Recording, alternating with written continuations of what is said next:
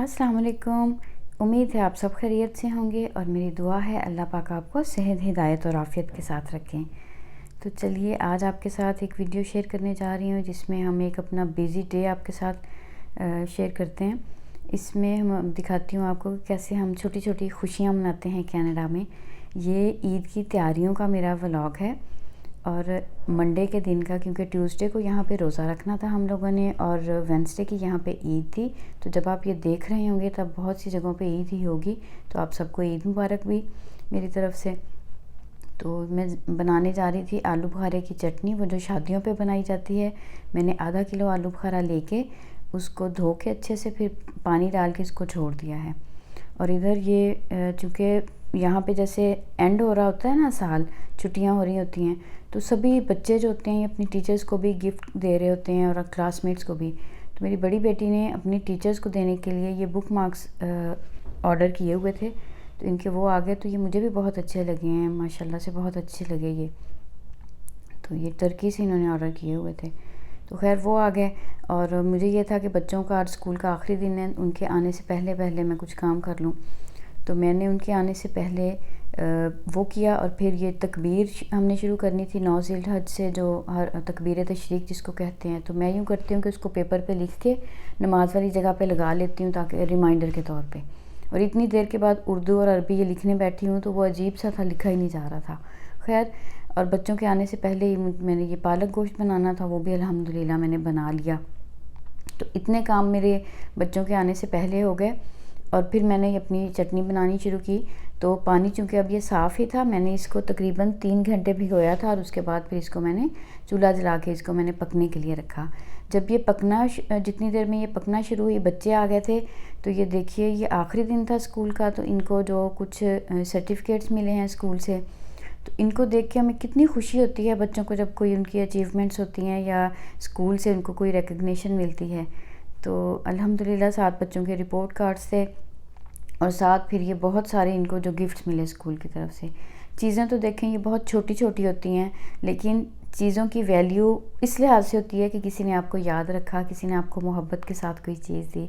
तो ये मेरे बच्चे भी ऐसे ही छोटी छोटी चीज़ें ही होती हैं जो दूसरों को अपने क्लासमेट्स के साथ शेयर करते हैं, लेकिन जो इनको चीज़ें मिलती हैं वो भी ऐसी ही होती हैं। तो यहाँ हर बंदा जो है वो ख़ुद भी ले सकता है, लेकिन खुशी इस बात की होती है कि मुझे किसी दूसरे ने दिए। और ये ख़ास तौर पे मेरी बड़ी बेटी की फ्रेंड है, उन्होंने तो ये जो कैंडीज़ दी हैं उसमें हमें पाकिस्तान की रेवड़ियाँ भी मिली। तो खैर ये मैंने गिफ्ट्स देखे या फिर बच्चों के अवार्ड्स जो आए हुए थे वो देखे, तो बहुत ही खुशी हुई इनको देख के। तो चलिए चटनी की तरफ वापस चलते हैं। जब पानी पकने लग गया है, मैंने इसको हिलाया भी नहीं था, मीडियम हीट पे मैंने इसको पकाया। फिर इसमें 2 कप चीनी के मैंने डाल के इसको मिक्स किया है और कुछ मैंने अंदर से जो प्लम्स थे ना आलू बुखारा, उसको मैंने थोड़ा सा जैसे मैश कर लें, आप कह लें कि उसका सिर्फ मैं चाह रही थी थोड़ा सा ये थिक हो जाए। तो बस अब ये चीनी अच्छे से मेल्ट हो गई इसमें। तो इसके अंदर मैंने जो ज़ीरा होता है उसको मैंने फ्रेशली ग्राइंड किया है। फिर इसकी खुशबू कई गुना बढ़ जाती है अगर हम उसी टाइम पे ग्राइंड करके डालते हैं। तो ये इसमें ज़ीरा डाल दिया है 1/2 टीस्पून और साथ ये नमक है, ये भी 1/2 टीस्पून है। सुरख मिर्च का पाउडर भी 1/2 टीस्पून है और काली मिर्च मैंने डाली है 1/4 टीस्पून, 1/4 टीस्पून। तो बस इनको अच्छे से मिक्स करेंगे और चूँकि हम इसको फ्रिज में रख सकते हैं, यूज़ कर सकते हैं तकरीबन 2 महीने तक। इसके लिए मैंने इसमें विनीगर डाल दिया है 2 टेबलस्पून।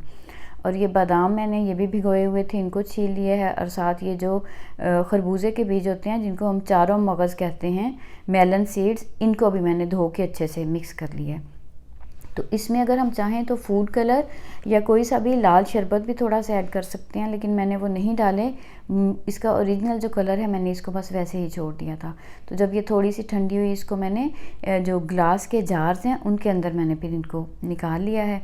तो अब ये देखें, ये माशाल्लाह आप देख ही सकते हैं कि ये बहुत मज़े की, बहुत अच्छी बन गई। तो कभी दिल करे तो आप भी इसको ट्राई कीजिएगा।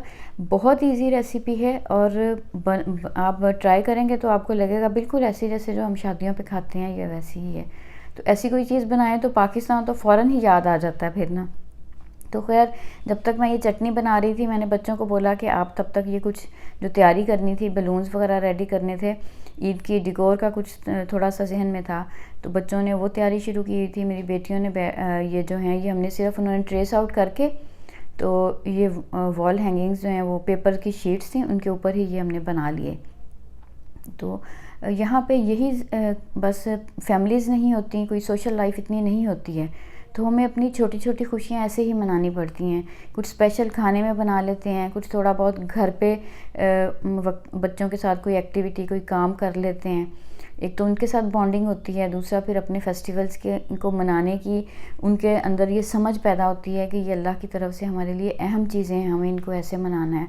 और साथ साथ फिर हम प्रमोट कर रहे थे, इनको देख रहे थे कि पीछे हमने फिर जो तकबीर है उसको भी प्ले किया हुआ था कि उसको हम साथ साथ पढ़ते जाएँ।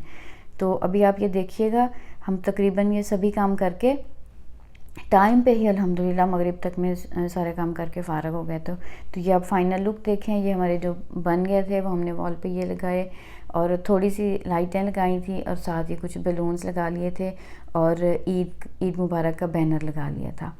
तो अच्छा लग रहा था, अब दिल से खुशी हो रही होती है।